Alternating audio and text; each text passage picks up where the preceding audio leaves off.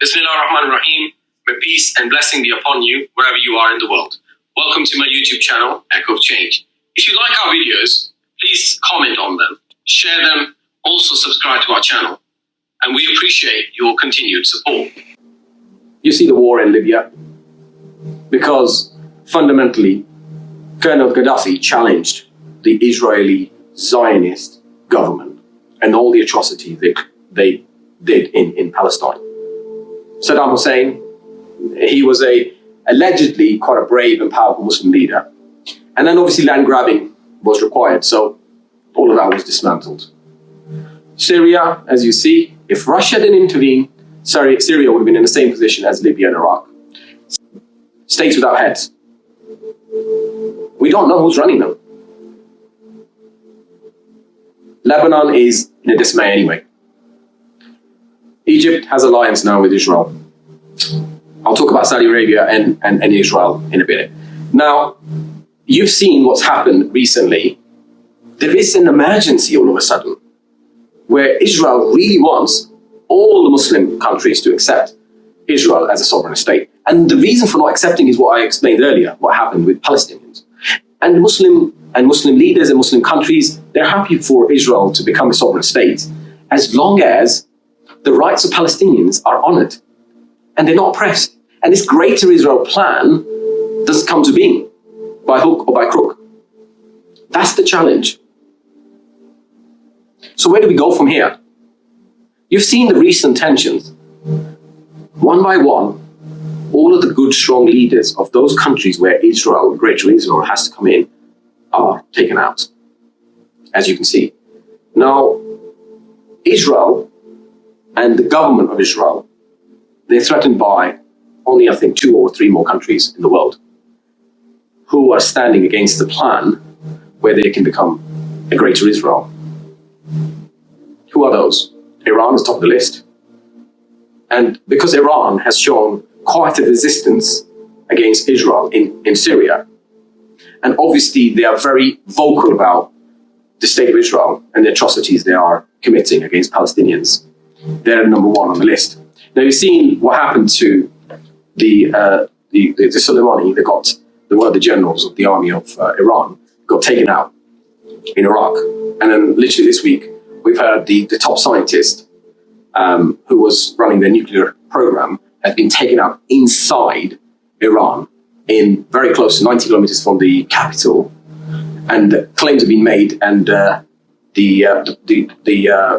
all the Israeli papers are quiet, but American media is clear that it was Israeli action by Mossad, and the government of Iran has obviously stating that as well. Now that's all political as well.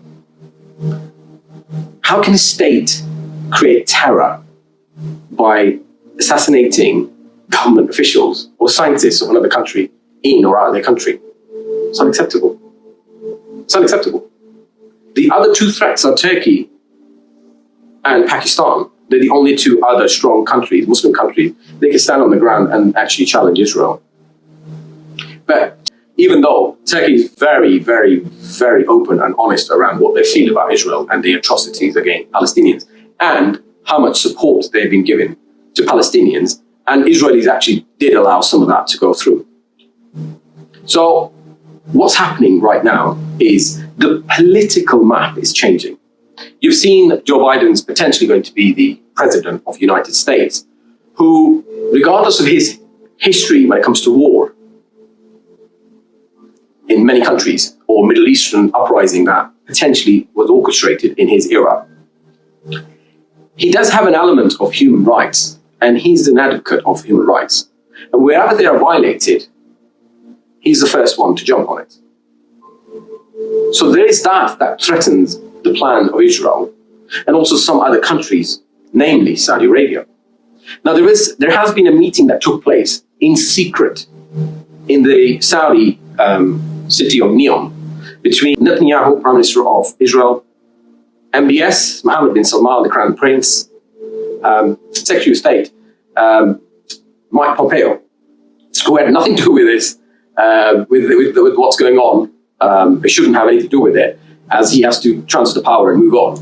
But yet, there is that, and the Israeli Mossad's head, a secret meeting which Saudi Arabia is denying, initially denied by Israelis, but then Israeli papers are very clear that that happened. Mike Pompeo did a tweet, and he admitted that that meeting took place. Now, the agenda was, MBS is absolutely, Mohammed bin Salman, the Crown Prince, is very scared right now because Joe Biden and his stance on Jamal Khashoggi, who was a journalist murdered in Turkey, in Istanbul, in Saudi Arabian consulate. And allegedly, the report that confirms that Mohammed bin Salman ordered the killing of Jamal Khashoggi. Joe Biden has openly said that he will open the case as soon as he comes to power, which means that an arrest warrant can be issued for Mohammed bin Salman and his potential career can be tarnished because he is dreaming to be the king of Saudi Arabia and also the leader of Muslims. That's a political challenge that Mohammed bin Salman has. Now, in that meeting, which took place between Netanyahu, Mohammed bin Salman, Mike Pompeo, and the Israeli Mossad's head, was to talk about that element, and how Israel can support Mohammed bin Salman, saving him from Joe Biden's stance. Number one. Number two, Mohammed bin Salman wants to become the leader of Muslims, a right that Muslims naturally gave to the royals of Saudi Arabia because Makkah and Medina obviously are being served by them. So out of respect for Muhammad Sallallahu Alaihi Wasallam, our prophet, and the two holy mosques that have been served by them, all the Muslims fundamentally gave them the respect and they became inevitably the leaders of Muslim nation. He wants to do that. He wants to claim that back, but he has a very strong and incredible leader from the Islamic world standing in front of him. And he not only scared of him, but also does not like the fact that that leader has exposed Mohammed bin Salman and his atrocity that he committed by ordering the killing of Jamal Khashoggi in Istanbul, in the Saudi consulate. Now, who is that leader? There's no other than Recep Tayyip Erdogan, the president of Turkey.